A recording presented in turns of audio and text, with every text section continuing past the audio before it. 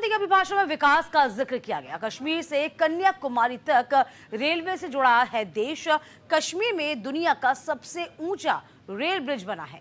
विकसित भारत के लिए शहरों का विकास जरूर है। देश में कई औद्योगिक पार्कों का निर्माण हो रहा है। तो राष्ट्रपति द्रौपदी मुर्मू ने दोनों सदनों को संबोधित किया। कहा कि विकास की उपलब्धियां गिनवाई, जिसमें राष्ट्र के विकास का जिक्र करते हुए कहा कि कश्मीर से कन्याकुमारी तक रेलवे को देश से जोड़ा गया। वहीं नए शहरों के विकास की नींव रखी जा रही है। देश में कई औद्योगिक पार्कों का निर्माण हो रहा है।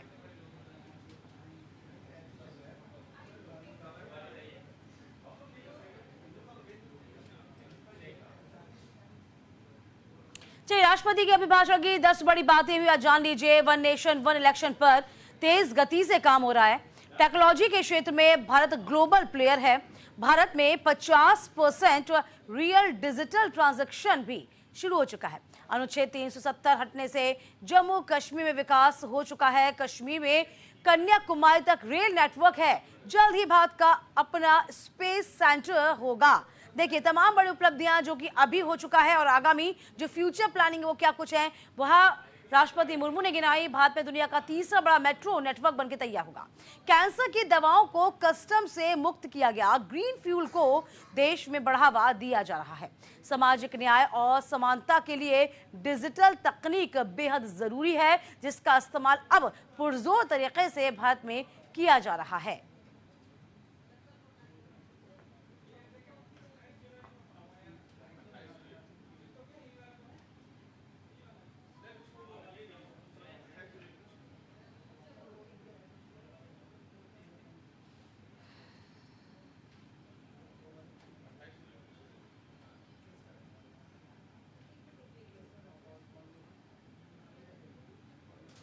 तो फिलहाल देखिए, तमाम बड़ी बातें कही। कश्मीर से कन्याकुमारी तक किस तरीके से रेलवे का जो नेटवर्क है वो सुदृढ़ हुआ है। इसके अलावा डिजिटल तकनीक में भारत लगातार आगे बढ़ता जा रहा है। लगातार विकास के पथ पर भारत देश है। 2047 तक हम वो देश बनाएंगे जो किसी ने सोचा नहीं होगा। ये तमाम बड़ी बातों का जिक्र किया गया। महिलाओं का जिक्र किया गया। महिला किस तरीके से हर एक क्षेत्र में आगे बढ़ रही हैं और सरकार उनके लिए प्रयासरत है।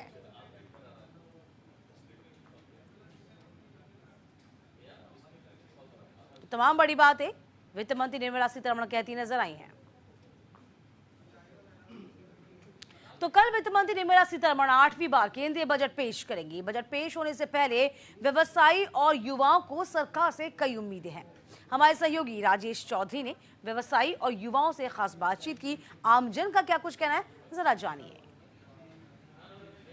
सुना है और कल 8वीं बार वित्त मंत्री निर्मला सीतारमण बजट पेश करेंगी। उससे पहले व्यवसायी बंधु कितना उम्मीद लगा रखे हैं बजट को लेकर के इनकी क्या सोच है कि कल जो बजट पेश होना है तो क्या क्या उम्मीद है आप लोगों को बजट को लेकर के? बजट में इस बार जो 8वां बजट पेश करेगी सीतारमण जी, उसमें हम लोग का आशा है कि मध्यम वर्गीय के लिए कुछ खास होना चाहिए।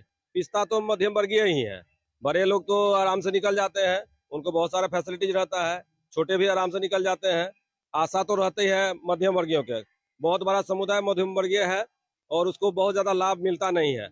टैक्स में भी पिसते हैं। वो उनको आशा रहती है सरकार से, हर बार उनको छला जाता है, बहुत कुछ खास मिलता नहीं है उसको। और हम आशा करेंगे इस बार सरकार जो है जो बजट पेश करे उसमें मध्यम वर्गीयों को ध्यान में रखते हुए उसके टैक्स स्लैब को कम करे। आप युवा भी हैं और व्यवसायी भी हैं, तो कितना उम्मीद है सरकार से कल बजट पेश होना है? मैं सरकार से यही उम्मीद करूंगा कि सबसे पहले युवाओं के लिए रोजगार का व्यवस्था करे, उचित व्यवस्था करे और शिक्षा के क्षेत्र में कुछ स्पेशल पैकेज लाया जाए। और बिहार के लिए मैं स्पेशली और यहाँ के मुख्यमंत्री जी का जो है ये ड्रीम है कि बिहार को विशेष राज्य का दर्जा मिले या विशेष पैकेज मिले। मैं माननीय वित्त मंत्री सीतारमण से आग्रह करूंगा कि आपकी सरकार ने वादा किया था मैं किसान के आमदनी को दुगुना करूंगा। आप सबसे पहले किसान के लिए उर्वरक जो है आसान से उपलब्ध कराइए और इस पर कम से कम टैक्स सब्सिडी ज्यादा बढ़ाइए और कम कीमत पर किसान को सुलभ रूप से उपलब्ध कराइए। कल बजट पेश होना है, कितना उम्मीद है क्या क्या कुछ में बदलाव होना चाहिए? बदलाव तो होनी ही चाहिए। सरकार को हर चीज पर देखते हुए चलना चाहिए। मेडिसिन अभी के समय में बहुत महंगा हो गया है। हर चीज महंगा हो गया है। खाद्यान्न पर भी सोचनी चाहिए। बहुत कुछ जो अनाप शनाप हो जाता है रेट, वो सब भी कंट्रोल करनी चाहिए सरकार को। अब व्यवसायी हैं, कितना उम्मीद है सरकार से, क्या कुछ में बदलाव होनी छोटे चाहिए? व्यापारियों पर ध्यान देते हुए कार्य करना चाहिए। अ, कल बजट पेश होना है, क्या कहेंगे? युवा हैं, क्या कुछ उम्मीद है सरकार से?